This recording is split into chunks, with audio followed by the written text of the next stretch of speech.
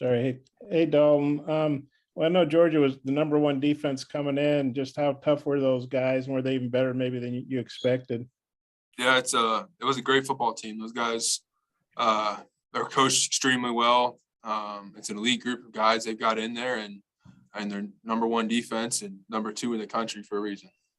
I know you guys had several penalties and some false starts. I think you had 3, I think. Was it the noise and not having played like a true road game in a couple of years, or was it just because you're trying to get a jump because those ends are so good, or what do you think happened on the false starts? Yeah, obviously the noise played a big factor in the first half. Just we made too many mistakes. There's no excuses for it. No noise, no nothing. We made mistakes that shouldn't have happened. It's on our backs to fix those mistakes. And it's time to bounce back from it now too. As an O-line, that's not how we play. Those mistakes are not what we are, not who we are. And we're intending to make that never happen again. Thanks. Let me know if you got questions for Dalton.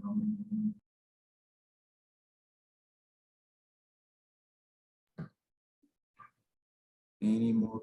Go ahead, Nate. Dalton, was the field position such that y'all just thought you never could get out of the hole as far as getting anything going offensively?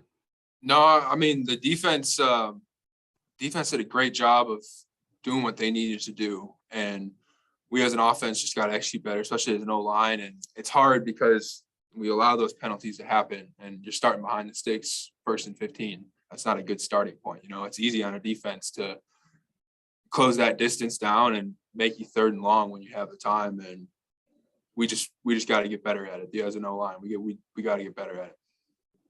Thank you. Clay. Dalton, what was the message from Coach Pittman afterwards? And I'm sure y'all talked about penalties and how to respond, but just curious to what that was like. Yeah, his entire message is we can't let one turn into 2. Our goals are still our goals. This loss has nothing to do with changing those goals. We still have opponents in the West we need to go after, and we can't dwell on this. We cannot let this turn into 2 losses.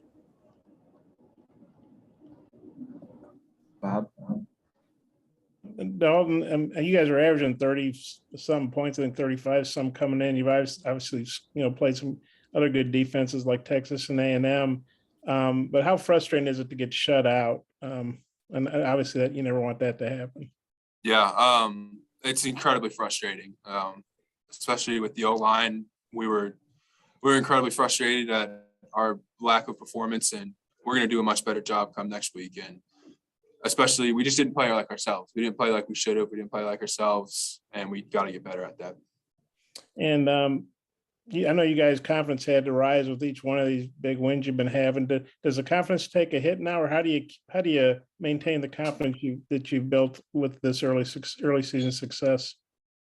I don't think the confidence took a hit, but the pride definitely took a hit today. Especially with, again, I keep saying, especially with the O-line, our pride took a hit, but I know our group, I know that offense, I know that defense, I know our dang team, and we're going to bounce back from this. There's no doubt in my mind.